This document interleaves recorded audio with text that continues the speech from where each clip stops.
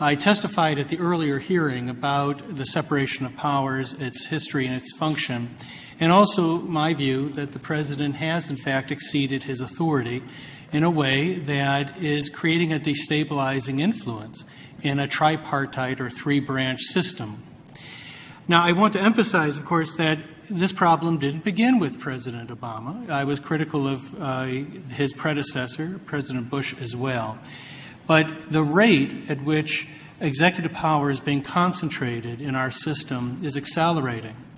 And frankly, I am very alarmed by the implications of that aggregation of power. What also alarms me, however, is that the two other branches appear not just simply passive but inert in the face of this concentration of authority.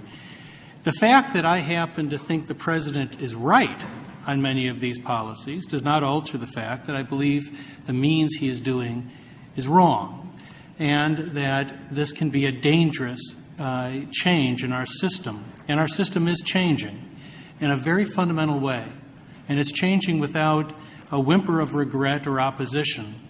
And so it's a great honor to speak with you again today about the implications, but also about what this branch can do to assert its powers and to regain balance in the system.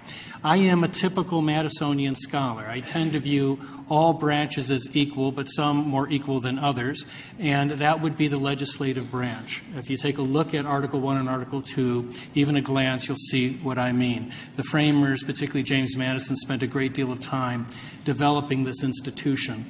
It is the thumping heart of our system, and it has lost a great deal of power.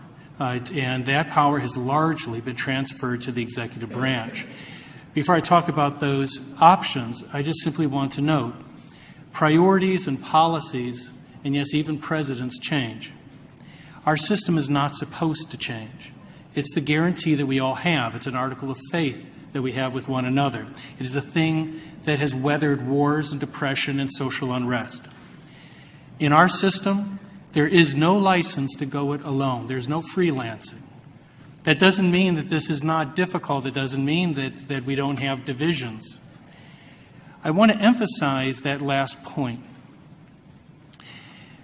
Recently, Congress has seemed frankly feckless and uncertain as to its authority. It surprises me, given the institution created by people like James Madison. I do not, however, believe our dysfunctional government, as it currently exists, is simply the result of dysfunctional politics.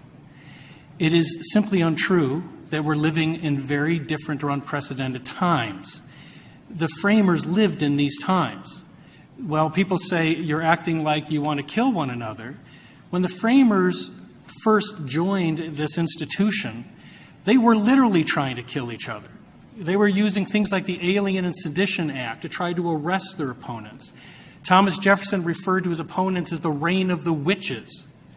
This is not a different political time, and it shouldn't be used as an excuse for extra constitutional action. Indeed, the branch that I blame the most for the problems we're having is the branch that's rarely mentioned, and that is the judicial branch. It was once referred to as the least dangerous branch, but has made itself into the least relevant branch after Raines and other cases.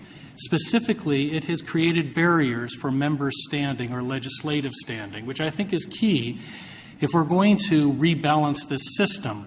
What is strange is that the Supreme Court has dealt with this by saying they're defending separation of powers by refusing to reinforce it. It's like a fire department refusing to put out fires because only you can prevent fires.